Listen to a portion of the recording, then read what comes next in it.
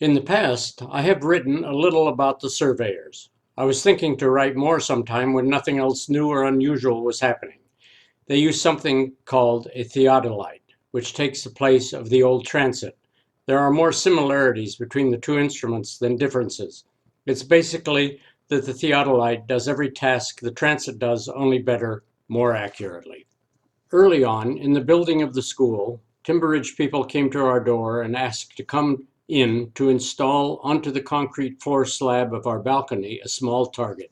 It just took a minute or so. See the picture. This was done at 4 Timber Ridge balconies, 4 reference points. I would think that the apartments chosen would be such that a minimum of 2 reference points would be in view from any location on the school property. As to why a theodolite is needed for building, the builders want the structure to be built in the correct spot. The theodolite measures the angles to various reference points. These angles must be the same as on the plan elevations and plan views. So how often did the surveyors take measurements? We would have to guess because we were not observing every minute of the day.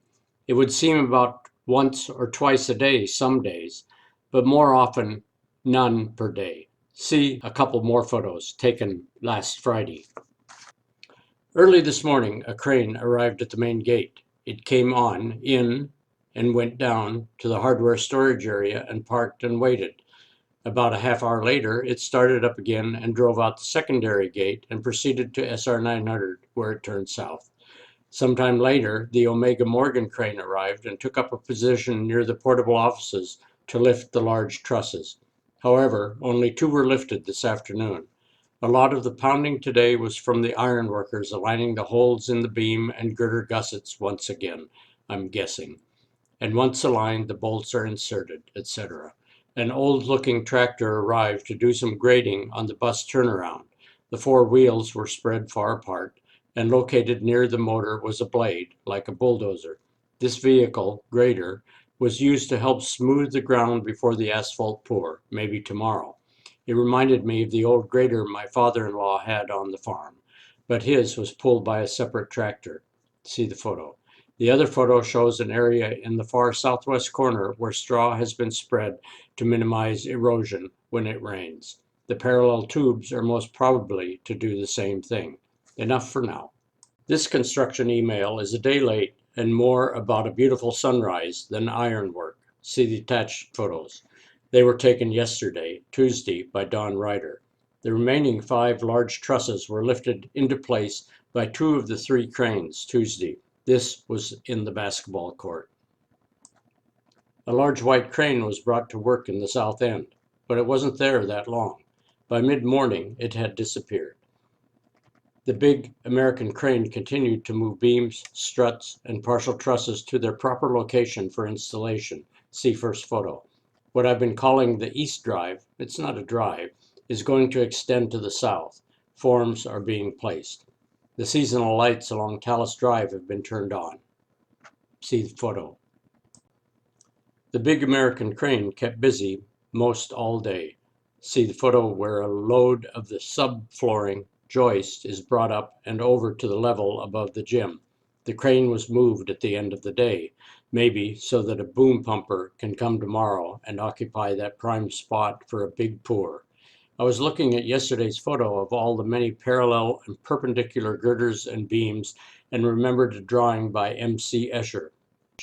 And then I thought I'd do some Photoshop for your enjoyment. See the last photo. You may have to look twice. John Anderson sent me photos of where we think the 2-story garage will be located.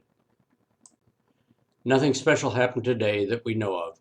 One of the larger cranes, Omega Morgan, came to work and parked in a prearranged spot identified by bright orange steel plates.